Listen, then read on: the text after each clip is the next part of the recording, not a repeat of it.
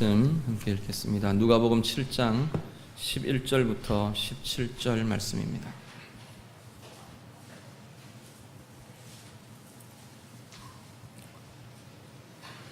누가복음 7장 11절부터 17절 말씀입니다.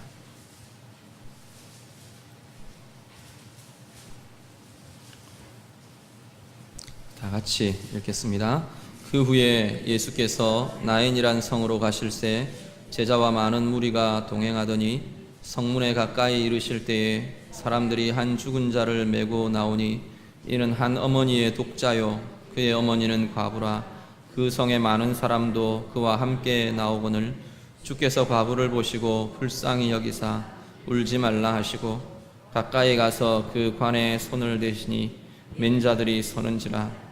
예수께서 이르시되 청년아 내가 네게 말하노니 일어나라 하시매 죽었던 자가 일어나 앉고 말도 하거늘 예수께서 그를 어머니에게 주시니 모든 사람이 두려워하며 하나님께 영광을 돌려 이르되 큰 선지자가 우리 가운데 일어나셨다 하고 또 하나님께서 자기 백성을 돌보셨다 하더라. 예수께 대한 이 소문이 온 유대와 사방에 두루 퍼지니라. 아멘. 예, 오늘 설교 말씀은 오전에 광고 말씀드린 대로 우리 우간다에 사역하시는 이정식 선교사님 말씀을 전해주시겠습니다. 우리 선교 보고 겸해서 말씀 전해주실 때 귀한 은혜 받으시길 바랍니다. 선교사님 나오실 때 우리 환영합니다, 반갑습니다, 감사합니다. 우리 박수로 크게 환영하도록 하겠습니다.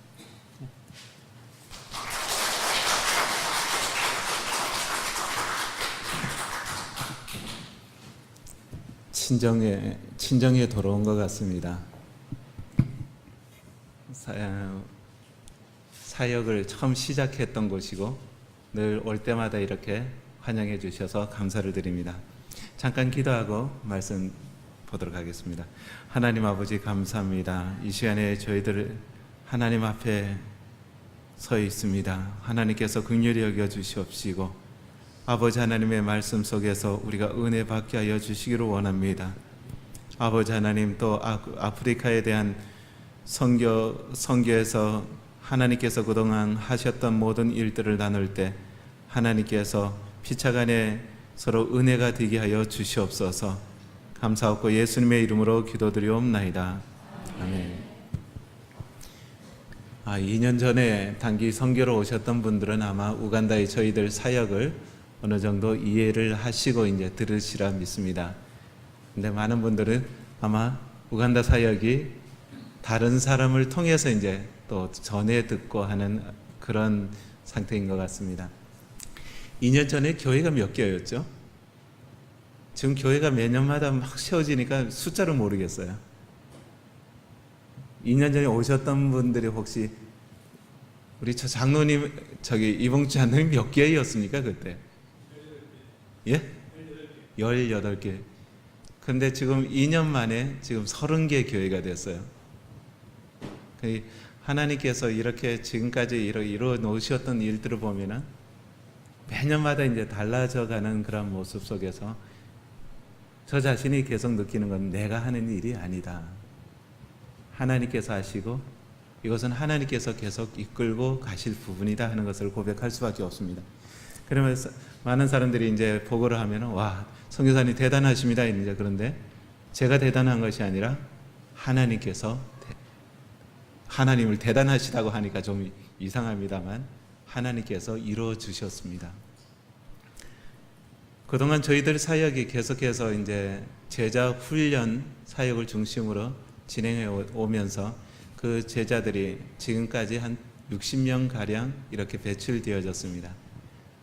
그 제자들 가운데서 대부분이 이제 신학교 졸업하고 필드로는 이제 나가서 사역을 하게 되어지는데 이제는 그 제자들이 신학교를 졸업하면서 계속 필드에 나오다 보니까 매년마다 교회들이 이제 숫자가 늘어나기 시작을 한 것입니다.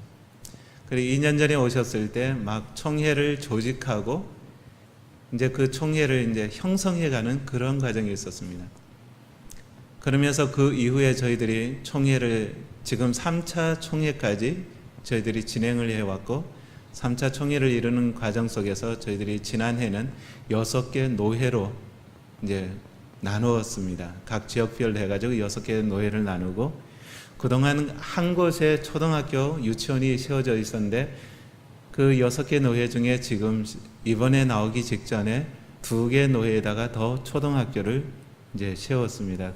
그렇게 해서 지금은 3개 노회 안에 초등학교, 유치원 이렇게 해가지고 지금 세워져 있고, 지금 학생들의 부본벌리 이제 초등학교 같은 경우는 지금 그 지역에서 60개 학교 중에 60개 학교, 그 도 안에 있는 60개 학교 중에 전체에서 성적이 2번째로 좋은 그런 이제 명문 초등학교가 이제 되어졌습니다.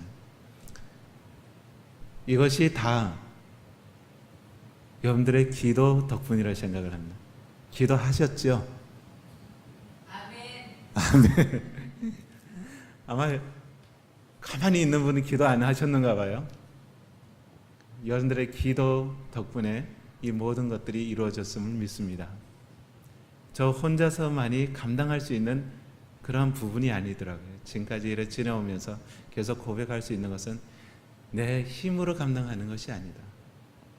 몇 년마다 몇 억씩 들어가는 그 재정을 혼자서 지금까지 모금하러 돌아다녀도 그렇게 아마 모금이 안 됐을 것입니다. 근데 하나님께서 그때 채워주시고 하시면서 지금 교회는 25개 교회가 건축이 이제 완료가 되어졌고, 아직 이제 5개 교회만 지금 건축이 이제 진행되지 않은 상태에 있습니다. 그럼 25개 교회가 건축되어졌다는 것은 한 교회당 10,000불씩 하면은 25만 불의 재정이 들어간 겁니다. 그럼 그 돈을 누가 어떻게 이제 그 돈을 채우겠어요? 저희 여러분들 아시다시피 위천리에 있는 저희 집 돈이 있는 집안이 아닙니다. 그런데도 하나님께서 사람들을 붙여주시고 채워주시는데, 지금 와가지고 이렇게 돌아보면서 정말 하나님의 역사구나. 오늘 여기 제가 여러분들과 함께 나누고자 하는 하나님 말씀은 여기 나인성이라고 하는 조그만 동네에서 일어났던 일입니다. 예수님께서 제자들과 함께 한 조그만 동네에 들어가셨습니다.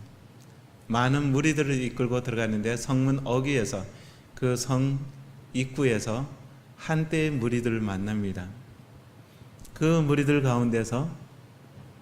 가운데는 관을 메고 앞에서 이제 관을 메고 오는 젊은이들이 있고, 그 뒤에 울면서 따라오는 한 여인이 보일 것이고, 그 뒤에 많은 마을 사람들이 따라옵니다.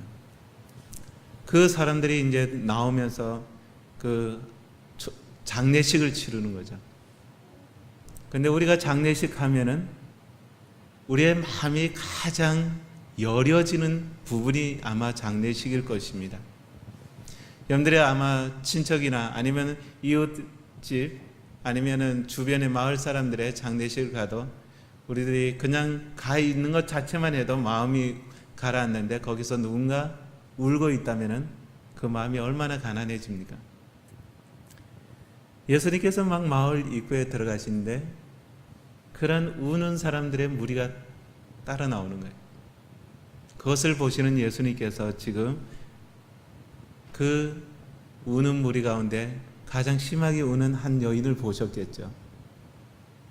그 여인은 과부이고 지금 한 아들을 가지고 있는 그런 홀 어머니인데, 지금 그 아들을 잃어버린 것입니다. 아들의 관을 보면서 이제 뒤따라오면서 얼마나 통곡을 했겠습니까? 근데 예수님께서 그 여인을 보시면서 지금 여인에게 다가가셔서는 울지 말라라고 이야기를 하십니다. 근데 그 울지 말라고 하는 그 한마디 말 속에서 아마 우리들은, 그것을 당사자가 된 사람들은 엄청난 거기에 힘을 느꼈을 것입니다. 아마 우리가 아파 있는 사람들에게 신방 가가지고, 아니면 지금 죽음 앞에 있는 사람에게 신방 가가지고 한마디 말, 위로의 말 던지는 것이 그 사람들에게는 그냥 간단한 끈이라도 붙잡고 싶은 그 사람들에게 엄청난 힘으로 다가갈 것입니다. 그런데 예수님은 지금 한 번도 만나보지도 못한 한 여인에게, 생면부재 그런 사람에게 다가가셔서는 울지 말라라고 이야기를 하십니다. 근데 그 전에 예수님 이 본문의 말씀 보면은 불쌍히 여기사라는 말씀이 있습니다. 여기에 불쌍히 여기사 하는 이 말씀이 지금 우리는 그냥 단순하게 이렇게 불쌍히 여기셨구나 하는 그런 차원으로 들을 수가 있습니다. 우리가 아프리카 선교를 하면서 많은 사람들이 아프리카 사람들에 대해서 접근해 갈 때 불쌍하다. 여러분들이 아프리카 사람 하면 어떤 이미지가 떠오릅니까? 가난한 사람들, 헐벗고 먹을 것이 없어서 굶주린 사람들. 근데 아마 우간다에 와 보셨던 사람들은 그 이미지에서 많이 실망을 하셨을 거예요. 굶주린 사람 별로 못 보셨죠. 근데 우리가 한국에서 보여지는 이 아프리카라고 하는 이 이미지는 굉장히 못 살고 질병이 허덕이고 아주 많은 사람들이 지금도 에이즈나 아니면 식량이 없어서 굶어 죽어가는 그러한 모습으로 이해를 하고 있습니다. 그래서 우리는 아프리카 사람들 TV나 이런 데 나오면 굉장히 불쌍하다 이런 생각을 하게 되어집니다. 근데 우간다 와 보셨던 분은 아마 그 아프리카 영상을 보면서 새로운 이미지를 또 갖게 되어질 것입니다. 마음이 조금 더 가는 거죠.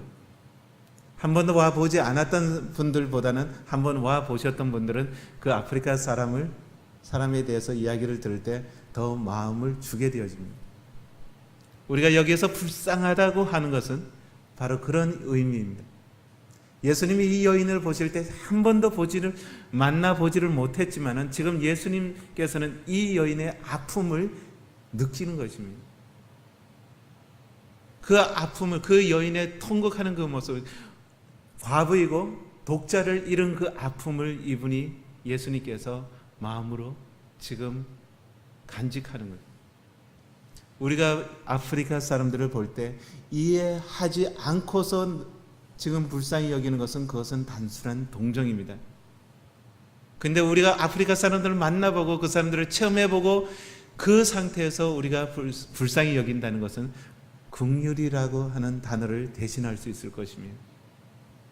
예수님께서 이 여인을 지금 보실 때는 그러한 긍휼의 입장에서 보신 것이지 단순한 동정이 아니라는 사실입니다.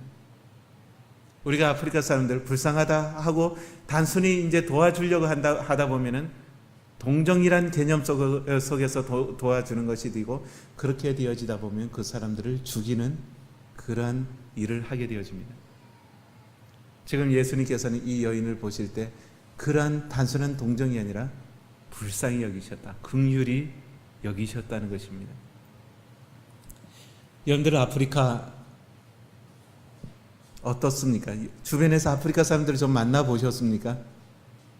우리나라 사람들은 흑인 하면은 우선 선입견이 있습니다. 지저분하다. 흑인들이 오면은 좀 또 알보는 것이 있습니다. 아니, 우리보다 좀 더 못한 민족. 그래가지고 우리는 조금 더 우리보다 하얗면은 조금 기가 죽고, 우리보다 좀 더 검으면은 우리가 굉장히 우월한 것처럼 여기기도 합니다. 그래서 아프리카 사람들을 보면서 우리는 뭔가 더 위에 있는 사람처럼 아프리카 사람들을 멸시를 합니다. 성경의 잠언에 보니까 이런 말씀이 있더라고요. 가난한 자를 멸시하는 자는, 가난한 자를 핍박하는 자, 그리고 가난한 자를 경멸하는 자는 그를 지으신 이를 멸시하는 것이요라고 하는 말씀이 있습니다. 우리가 아프리카 사람들 가난하다고 이야기를 합니다. 그리고 사실 가난합니다. 이 세계 가운데서 지금 아프리카라고 하는 대륙 자체가 세계 다른 대륙에 비해서는 굉장히 많이 떨어집니다. GNP 세계 100위권 밖에 있는 나라들이 대부분 아프리카입니다. 그런 그 사람들의 그런 가난이 왜 지금까지 이렇게 수천 년을 걸쳐서 가난한 가운데서 살아왔느냐 하는 것입니다. 그것이 그 사람들의 게으름 때문입니까? 아프리카 사람들이 왜 가난할까요? 너무나 게을러서, 지도자들이 무능해서 가난합니까? 그럼 우리나라는 왜 잘 살게 되어졌습니까? 지도자가 굉장히 잘해서 잘 살게 되어졌습니까? 물론 우리 백성들이 굉장히 부지런해하고 잘 살아보자는 그런 의욕들이 없지 않아 있었습니다. 근데 우리나라는 지금 이렇게 잘 살게 되어진 것이 하나님의 역사였습니다. 하나님의 도우심이 없었다면 우리나라가 이런 강대국으로 나아갈 수 없었을 것입니다. 그런데 아프리카 같은 경우는 이 사람들이 잘 살고자 아무리 노력해도 잘 살 수 없는 구조 속에 있습니다. 왜 그렇습니까? 유럽에서는 아프리카가 잘 살면은 절대로 안 되는 구조입니다. 유럽의 공장들이 어떻게 돌아갑니까? 미국에 있는 공장들이 어떻게 돌아갑니까? 전부 다 공장들이 돌아가기 위해서는 아프리카의 저가의 원료를 가지고 와야지만 되어집니다. 그리고 저가의 노동력이 필요로 합니다. 근데 아프리카가 만일 잘 살고 아프리카가 일어서게 되어진다면 유럽에 있는 공장들 다 문을 닫아야지만 되어집니다. 우리가 잘 알고 있는 네슬레 같은 경우 거기서 초콜릿을 만들어냅니다. 초코 우유도 만들어내고. 근데 그 초콜릿을 아프리카에서 가져갈 때 얼마에 가져가는지 아십니까? 코코아 열매 씨를 가져가는데 그 코코아 1kg에 우리나라 돈 25원입니다. 1kg 가져갔는데 25원인데 초콜릿 하나 우간다에서 사 먹자면 얼마인지 아십니까? 우리나라 돈 5,000원을 줘야지만 사 먹습니다. 유럽 사람들이 그 원료를 25원에 가져가서 다시 5,000원짜리 물건을 만들어서 아프리카에 파는 겁니다. 그럼 우리 생각에 아프리카에도 그러면 공장 만들면 되지 않습니까? 유럽에선 절대로 아프리카에다 공장을 만들지 않는 것이 원칙입니다. 왜냐, 아프리카에서 공장을 만들면은 유럽 사람들이 자기들 공장이 죽어버리기 때문입니다. 최근에 어떤 일이 있었습니까? 아프리카의 저가의 원료를 계속 유지하기 위해서 많은 유럽 사람들이 계속해서 공장을 만들어주지 않는 정책을 유지해 왔습니다. 그런데 중국이 개입을 하게 되어졌습니다. 중국이 들어오면서 아프리카에다 공장을 짓기 시작을 했어요. 그 단적인 예가 우간다의 석유가 이제 나오기 시작을 합니다. 그래서 지금 5강구까지 개발이 진행되어지고 있는 상황인데 유럽에서 그 광구를 차지하고서 어떻게 했는가 하면은 그 원유를 캐내 가지고 케냐 문바사까지 송유관을 놓으려고 했어요. 그 우간다에서 송유관을 케냐 문바사까지 그대로 원유가 빠져나가도록 이제 송유관을 설비를 합니다. 그런데 중국이 지금 그 사이에 중국이 들어오면서 우간다의 3강구하고 5강구를 차지를 했어요. 그러면서 중국이 그 광구를 차지할 때 우간다 정부에다가 약속한 것이 우리가 여기에다 정유 공장을 짓겠다라고 이야기를 했어요. 그러니까 유럽에서 난리가 난 거예요. 유럽에 프랑스 회사가 들어와가지고 정유 공장을 이제 송유관을 놓으려고 했는데 중국이 와가지고 정유 공장을 만들겠다고 하니까 송유관이 필요가 없어져 버린 거예요. 그래가지고 토탈 회사가 우간다 정부에다가 제안한 것이 그러면 중국하고 같이 합작을 해서 정유 공장을 짓자라고 제안을 했습니다. 이것이 아프리카 내 정유 공장 짓는 첫 번째 케이스가 지금 되는 것입니다. 그래 그것을 지금 우리나라 삼성물산이 지금 수주 경쟁에 이제 들어갔는데 아프리카 자체 내에서 이런 생산 시설을 만드는 것이 유럽이나 미국에서 원하는 정책이 아닙니다. 그곳에서 저가의 노동력과 저가의 원유 광물 자원을 가지고 나와야지만 유럽이나 미국 쪽의 경제가 살아갈 수 있는 것입니다. 지금 우리나라는 지금에 와서 아프리카를 이제 진출하려고 합니다. 그러니 지금 진출하려고 하다 보니까 이미 미국이나 중국, 일본, 유럽에서 다 차지하고 있는 거예요. 그래서 지금 우리나라에서 시도하고 있는 것이 아프리카 안에다가 공장을 짓는 것으로 해가지고 지금 들어가려고 합니다. 그렇게 하니까 아프리카 나라들에서 굉장히 우리나라 기업체가 들어오는 것을 지금 선호하고 있는 거죠. 이렇듯이 지금 아프리카는 세계 열강에 의해서 계속 눌림을 받아온 역사입니다. 식민 통치를 통해 가지고 그동안 계속 수탈되어 왔고, 식민 통치가 끝난 다음에는 이 사람들이 계속해서 이 자원을 가지고 가기 위해서 경제적인 식민지를 만들어 버린 것입니다. 그것은 독재자를 지원해 주면서 독재자에게 돈을 주고는 계속해서 이 안에 있는 자원을 저가로 가져가게 만든 것입니다. 이런 아픔들, 지금 이것이 아프리카의 실정입니다.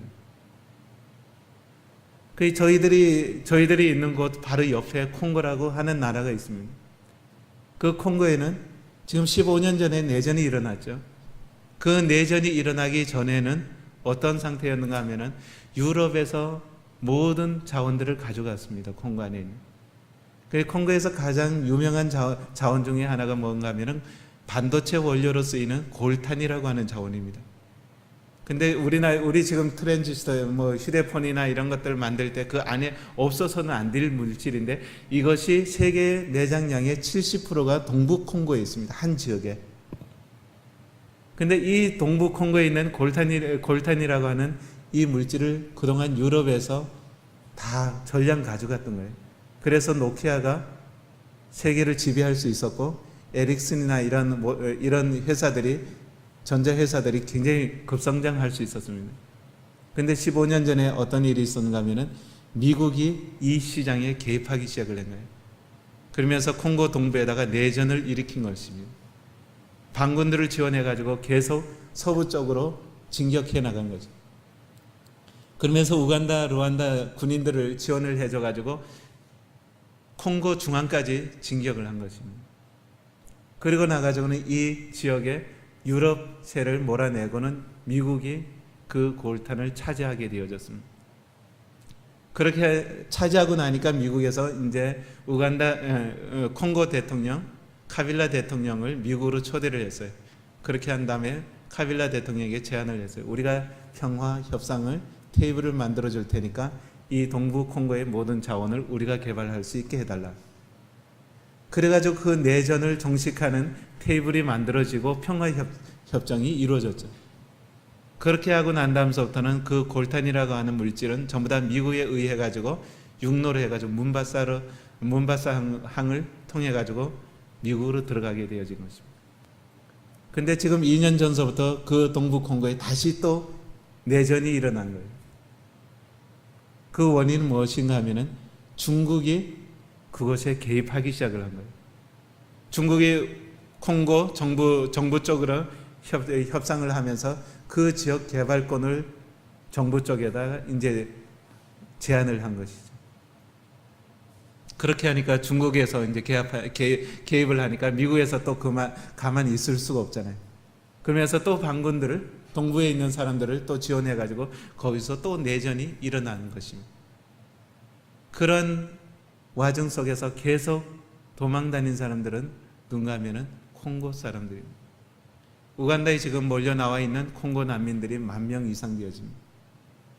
저희 제자들 제자들 중에 상당수가 콩고 난민들 가운데서 들어왔습니다. 그래서 제자들이 하루는 그런 말을 하는 거예요.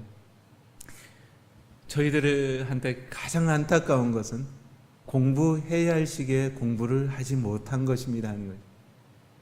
어린 시절에 학교에서 공부하다가 총소리 나면 숲속으로 도망하는 거예요. 그래가지고 도망에 숨어 있다가 다시 좀 잠잠해져가지고 나와서 공부하려고 앉아있다 보면 또 다시 이제 또 내전이 일어나가지고 또 도망가고. 그래서 제자들 상당수가 초등학교를 제대로 공부를 못한 거예요. 근데 학년은 계속 올라가는 거예요. 공부는 못하는데 갔다 도망가 있다가 또 들어오면 한 학년은 올라가고. 이러면서 우간다까지 도망 나온 것입니다. 그런데 젊은 시절에 공부해야 할 그때 공부를 하지 못했다는 거예요. 이것이 아프리카의 전반적인 그런 상황들입니다.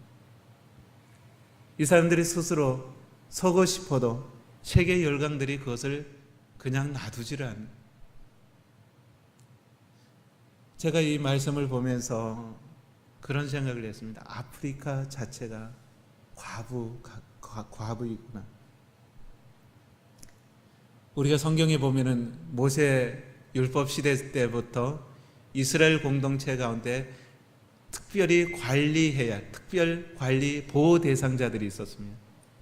특별 보호 대상자들이 누군가 하면은 바로 고아와 과부와 이방 나그네들이었습니다. 이 세 부류에 대해서는 이스라엘 공동체가 책임져 줘야지만 되어졌습니다. 그런데 지금 예수님께서도 지금 여기에 과부를 보시면서 이 과부의 지금 상황을 보시면서 불쌍히 여기셨다라고 말씀하십니다. 그럼 오늘 이 세계 열강 가운데서 특별히 우리가 보호하고 특별히 관심을 가져야 할 대륙이 있다면 바로 아프리카라고 하는 대륙입니다. 사실 저 같은 경우는 아프리카에 대한 꿈이 없었습니다. 제가 90년에 여기에서 강릉에서 파송을 받으면서 선교사로 나갈 때 저 어디로 나갔죠? 인도로 나갔습니다. 근데 인도에 갔다 와가지고 10년 동안 다시 나가려고 준비하는데 인도가 열리지 않았습니다. 그러면서 마지막 저를 하나님께서 불러주시면서 나가게 했던 것이 아프리카 땅입니다. 제가 아프리카 땅에 나갈 때는 왜 아프리카입니까? 라고 했습니다. 한 번도 꿈꿔보지 않았고 한 번도 기도해보지 않았던 곳에 하나님께서는 보내주셨습니다. 그럼 저는 지금까지 이 사역을 하면서 어떻게 해서든 이 교단으로 하여금 자리 파괴하자고 하는 그러한 쪽으로 해서 큰 그림을 그리려고 했습니다. 근데 시간이 지나면서 지금 15년째 이렇게 사역을 해오는데 그 시간이 지나면서 아프리카 사람들의 아픔이 이제는 가슴속에 와 닿기 시작을 합니다. 전에는 이 아프리카 사람들이 그냥 차창 밖으로 바라다 보는 그냥 시골 풍경 같은 그런 것이었습니다. 우리가 관광차를 타고 가면서 차창 밖으로 바라볼 때 시골의 풍경들이 얼마나 아름답습니까? 우리가 차창 안에서는 차 안에서는 그 차창 밖에 있는 사람들의 아픔을 우리 느끼려고 해도 느낄 수가 없습니다. 그 사람들이 어떤 상황이 있는지, 그 사람들이 지금 어떤 아픔이 있는지 전혀 이해할 수가 없어요. 그냥 아름답기만 합니다. 제가 아프리카를 바라볼 때 그런 형상이었습니다. 열심히 교회를 개척하고 그것을 교단을 만들어가지고 교단으로 하여금 자립하게 하고 학교를 세우고 하면서 그 아프리카 사람들의 외형을 보았던 것입니다. 그냥 단순히 불쌍하다. 근데 얼마 전에 난민촌에 그 노예 방문해가지고 그 노예 전체 교인들을 이제 모아놓고 집회를 했습니다. 임원들이 가서 집회를 하는데 제가 나중에 살짝 빠져나와 보니까 교회 주변에 어린 아이들이 많이 놀고 있는 거예요. 근데 그 아이들을 불러 모아놓고 아이들에게 이제 찬송을 가르쳐 줬습니다. 그러면서 복음을 전하는데 그 아이들에게 찬송을 가르쳐 주는데 아이들의 모습 속에서 지금 그 아이들은 자기들이 왜 난민으로 나왔는지 전혀 모릅니다. 거기에서 난민촌에서 태어난 아이들입니다. 그러면서 이 아이들은 자기의 고향을 한 번도 가본 적이 없는 거예요. 근데 그의 부모들은 어떻습니까? 콩고 땅에서 고통당하면서 도망쳐 나와서 지금 남의 나라 땅에 와가지고 빌부터 살아가고 있는 거예요. 유엔에서 지원해주는 그 지원금으로 근근히 살아가는 그런 사람들. 근데 아이들은 그것을 모르잖아요. 근데 그 아이들에게 찬송을 가르쳐 주는데 그 아이들의 얼굴을 보면서 눈망울을 보는데 그냥 가슴이 울컥해지는 거예요. 그 아이들 얼굴 속에서 그 난민 생활의 그 어려움들, 고통들, 지금 그 콩고 땅에서 일어나는 그런 안타까운 일들이 가슴에 막 점여오는 거예요. 그래서 찬송을 부르다가 그냥 눈물을 계속 흘렸습니다. 애들은 같이 찬송을 따라 하다가 저 어른이 왜 울어? 이런 의아한 표정으로 이제 보는. 그냥 눈물이 쏟아지면서 나중에는 그들을 위해서 축복 기도를 해주면서 저 아이들 뭘 해줘야 할지를 모르겠는 거예요. 우리가 아프리카를 바라보면서 지금 예수님이 이 과부를 만났을 때 예수님은 그 과부의 심정 깊숙이 지금 들어가신 것입니다. 그러니까 예수님께서 그 과부의 그 사정을 가슴속에 담으면서 불쌍히 여기사 그러면서 한마디 던집니다. 울지 말라. 지금 우리가 아프리카 세계에서 가장 열악해 있는 이 아프리카 대륙을 향해서 우리가 해야 할 말이 있다면 지금 예수님의 이 말씀이 아닌가 생각을 합니다. 울지 말라. 지금 세계 열강에 뜯기고 이리 뜯기고 저리 뜯겨가지고 계속해서 지금 고통당하는 그 아프리카 사람, 그 사람들에게 우리가 무엇을 해줄 수 있겠습니까? 근데 우리 잠언서 19장 17절에 보면 이런 말씀이 있습니다. 가난한 자를 불쌍히 여기는 자는 하나님께 구워드리는 것이니. 가난한 자를 불쌍히 여기는 자는 하나님에게 구워주는 거라는 거예요. 이 가난한 사람들, 절대 빈곤자, 절대 약자들을 보호하시는 분이 하나님이십니다. 근데 그 일을 대신해서 불쌍히 여기는 자들에게 하나님께서는 뭐라고 생각하는가 하면 너가 나에게 구워주는구나, 빚을 주는구나. 우리가 하나님 나라에 갔을 때 하나님께서는 그렇게 이야기하실 것입니다. 내가 너에게 구웠던 것 돌려주마. 우리가 하나님한테 받은 은혜만 해도 우리는 감당하기 어렵습니다. 그 엄청난 은혜를 우리는 받아왔는데 지금 하나님께서 우리 보고 내가 너한테 빚졌다 이렇게 말씀하시는.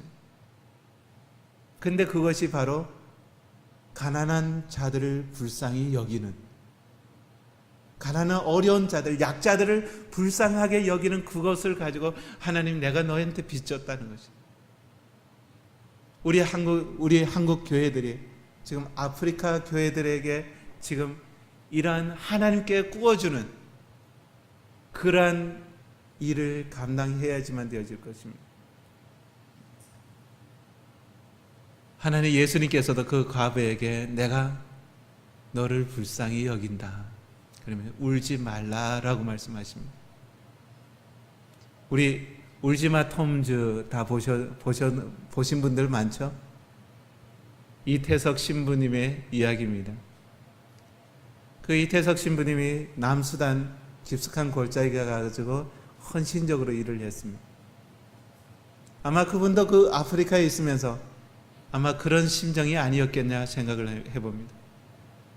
일어서고 싶어도 일어설 수 없고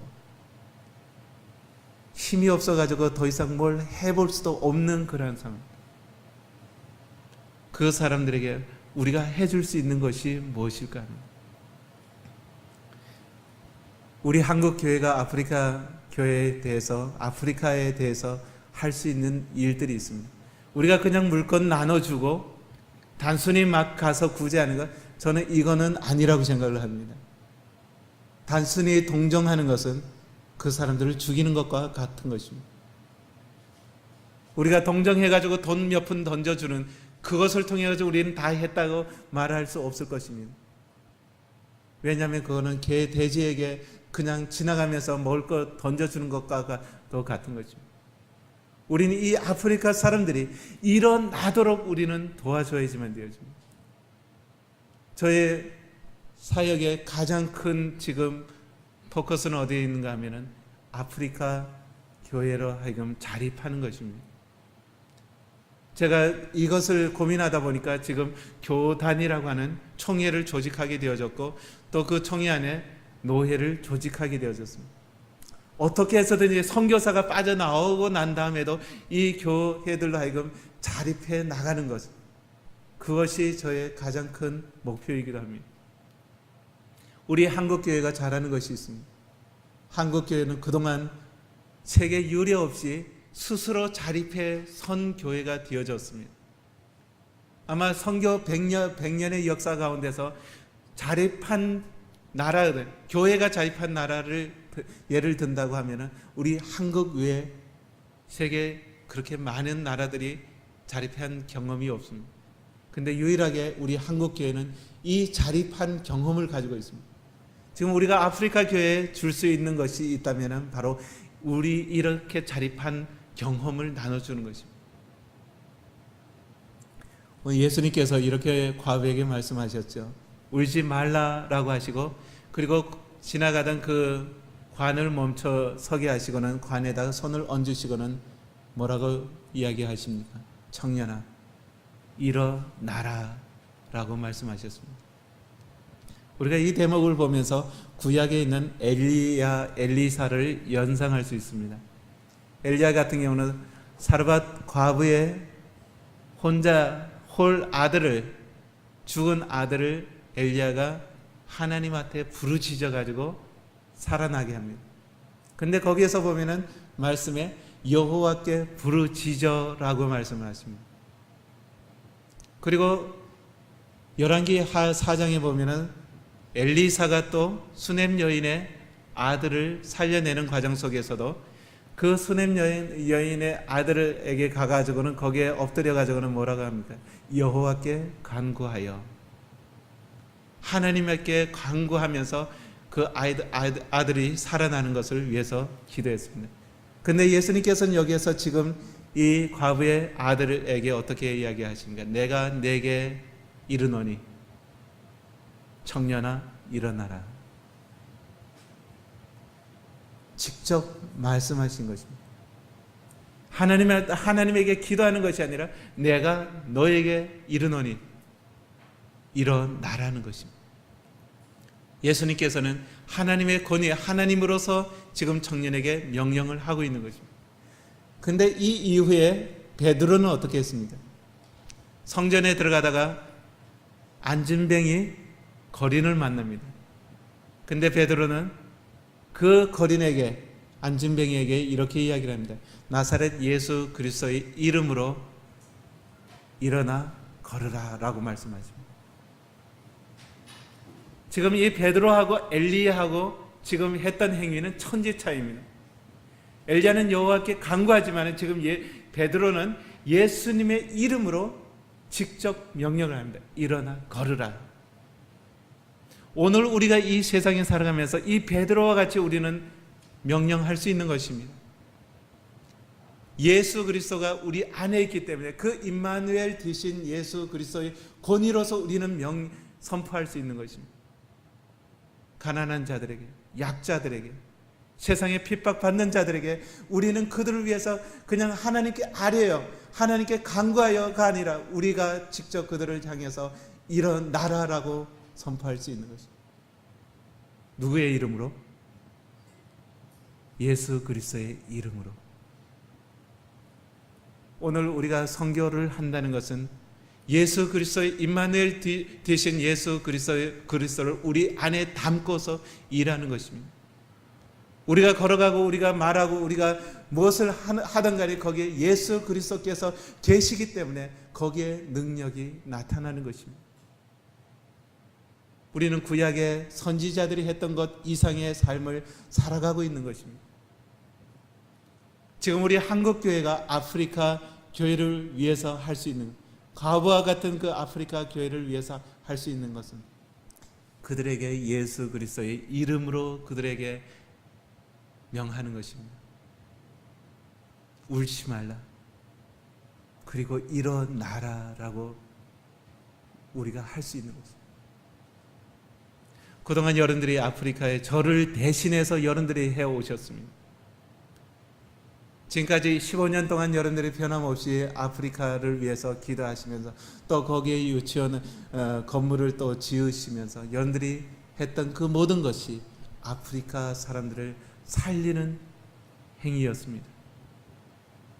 이제 우리가 지금 그 사람들에게 예수님의 이름으로 계속해서 지금 그들을 세워나가는 작업을 해야지만 되어집니다. 저희 교단들이, 저는 교단을 이렇게 형성을 해가는 과정 속에서 계속해서 제자들에게 그러면, 내가 떠나는 그 날이 여러분들이 스스로 설 수 있는 날이다. 저는 속히 거기에서 떠나오기를 원합니다. 이제는 그 모든 미션들을 다 현지인들에게 물려주고 현지인들이 스스로 이것을 이끌어 나가는 그 날이 오면은 저는 아마 거기에서 다른 곳으로 옮겨야겠죠. 이번 세 번째 텀에 우간다에 들어가면서 계속 고민했던 작업이 그 작업입니다. 어떻게 위임할 것이냐. 지금 교단까지 형성되어 온 이 미션을 어떻게 현지인들에게 잘 넘겨줄 것이냐 하는 거죠. 여러분들이 이번 네 번째 텀에 들어가면서 여러분들이 기도해 주셔야 할 것은 잘 현지인들에게 이 사역을 넘겨주고 이것이 멈추지 아니하고 계속해서 진행해 나가는 그러한 자립하는 현지인 교단이 되어지기를 위해서 기도해 주시길 바랍니다. 지금은 자립하는 것을 위해서 세 곳의 초등학교가 세워졌습니다. 한 예로 본볼리에 있는 그 노회는 지금 현재 자립한 노회가 되어졌습니다. 초등학교에서 나오는 수익으로 그 5개 되어지는 교회의 모든 사역자들의 사례비를 초등학교에서 감당을 하고 있습니다. 그 노회는 더 이상 제가 그 노회 사역자들에게 사례비를 따로 주지 않습니다. 앞으로 다른 지금 두 개 초등학교 더 들어가 있는 노회, 차테리케라하고 가는 그 노회도 2, 3년 안에 그렇게 되리라 믿습니다. 그리고 지금 난민촌 안에서도 초등학교가 진행되어지고 있는데 아직 건물까지는 세워지지 않고 있습니다. 거기에도 초등학교가 들어가게 되어지면은 그 노예도 자립해 나가리라 믿습니다. 이번에 들어가면서 어떻게 해서든지 현지인 교회들이 자립해 나가고 스스로 이제는 선교사의 힘이 아니고 스스로의 힘으로 세워져 나가는 그러한 교회가 되어지는 것을 목표로 해서 다시 나갑니다. 여러분들, 우리가 아프리카를 위해서 기도하실 때 이제는 일어서라 라고 여러분들이 기도해 주시기 바랍니다. 계속 저 강대국에 의해 가지고 계속 어려움 속에 있고 고통당하는 그러한 아프리카 대륙이 아니라 이제는 스스로 일어서는 그러한 아프리카 대륙이 되어지기를 위해서 기도해 주시기 바랍니다. 꼭 그렇게 되리라 믿습니다. 마지막 때의 아프리카 대륙을 통해 가지고 하나님께서는 세계 열방을 부끄럽게 할 날이 속히 오리라 믿습니다. 저희들이 또 하나의 과제 속에 과제가 있는데 그것이 무엇인가 하면은 저희 교단에서 선교사를 파송하는 것입니다. 지금 30개 교회가 지금 개척되어 가지고 지금 계속 스스로 자립해 나가는 그것에 이제 거의 이제 모든 것이 매진되어 있습니다.